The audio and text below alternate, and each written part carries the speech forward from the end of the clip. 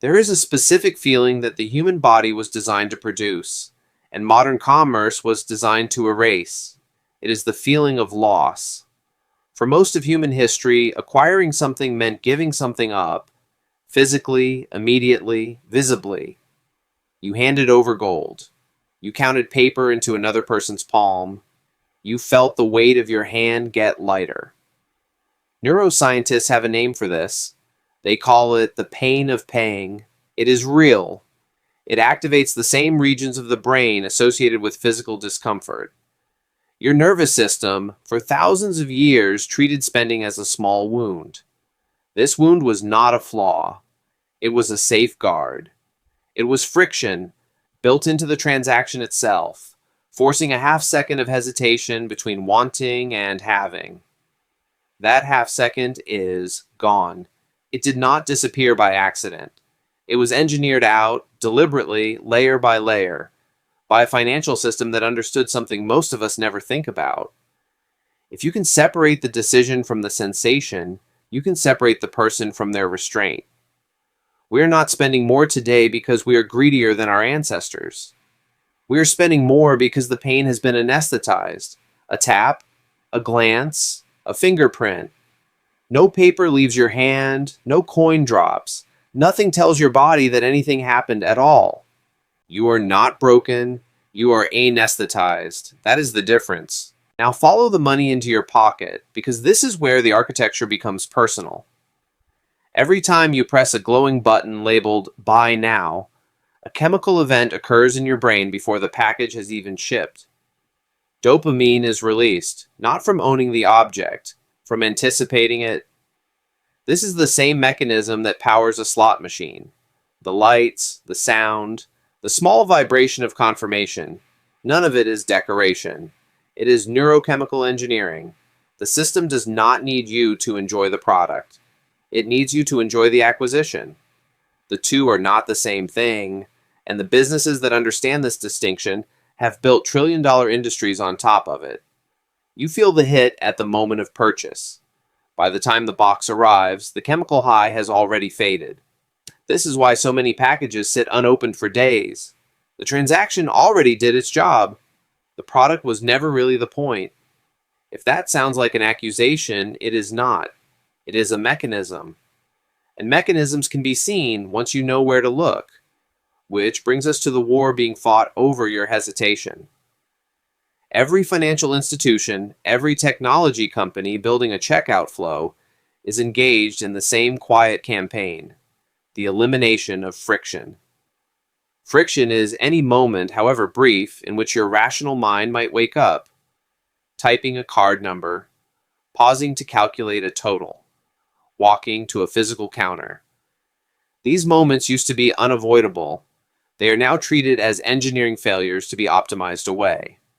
Apple Pay is not a convenience feature. It is a bypass route around your prefrontal cortex, the part of your brain responsible for weighing consequences and delaying gratification. Face recognition at checkout removes the final manual step where doubt might surface.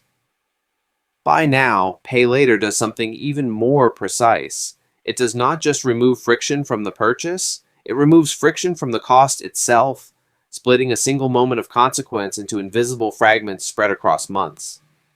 None of this is framed as manipulation. It is framed as user experience. But user experience in this context has a very specific goal.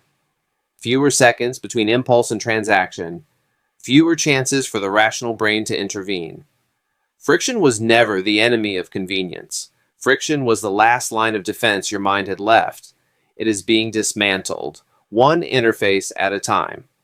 Now consider a purchase that has nothing to do with need, and everything to do with an instinct older than money itself. The common explanation for luxury spending is vanity. That explanation is too shallow to be useful.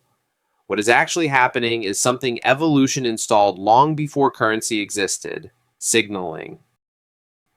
In early human groups, visible displays of strength, resources, or status served a defensive function.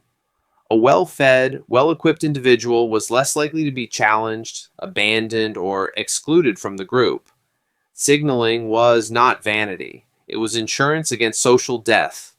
That instinct did not disappear when we invented economies. It was simply redirected. The car, the watch, the handbag, these function as modern plumage, broadcasting resource control to a tribe that now spans social media rather than a physical camp. The fear underneath the purchase is not, I want to look rich. It is older and quieter than that. It is, I do not want to be left behind. The system does not need to invent this fear. It only needs to activate it consistently at scale through comparison delivered directly to your hand every time you check a screen. You are not shallow for feeling this. You are ancient. The mechanism predates the marketplace. The marketplace simply learned how to pull the lever. There is one more shift worth examining closely, because it represents the most complete rewiring of financial behavior in a generation. The disappearance of ownership itself. Streaming services, software licenses, subscription boxes, monthly memberships, almost everything you once purchased outright is now something you rent indefinitely in small recurring amounts. The stated reason is convenience. The actual reason is cognitive. The human brain is remarkably bad at calculating the true cost of infinity. A single payment of $600 registers as significant. $10 a month, forever, registers as almost nothing, even though the second number, extended across years, frequently exceeds the first many times over. Small numbers disable your sense of scale. This is not an accident of pricing psychology. It is the entire foundation of it. Each subscription is a small leak in your financial plumbing, individually invisible, collectively enormous. You are no longer buying products. You are renting fragments of your own daily life, a little at a time, in amounts too small to trigger alarm, which leads to a truth most people never allow themselves to examine directly. Overspending is not a personal failure in the system. It is a requirement of the system. The modern economy is not built on savings. It is built on continuous spending, financed increasingly by continuous debt.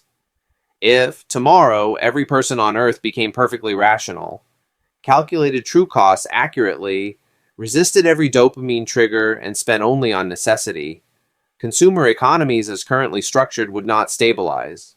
They would contract sharply because they were never designed around restraint. They were designed around momentum. This is the part that is genuinely uncomfortable to sit with. Your impulsive purchase is not a glitch in an otherwise rational economy. It is fuel. Someone else's revenue, someone else's employment, someone else's growth chart is quietly dependent on your discomfort staying anesthetized. This is not a conspiracy. No one needs to conspire. The system simply rewards, promotes, and scales whichever techniques keep the friction low and the dopamine flowing, because those techniques work. So we arrive at the only question that actually matters, and it is not about money at all. Is freedom the ability to buy whatever you want, whenever the impulse arrives? Or is freedom something quieter than that?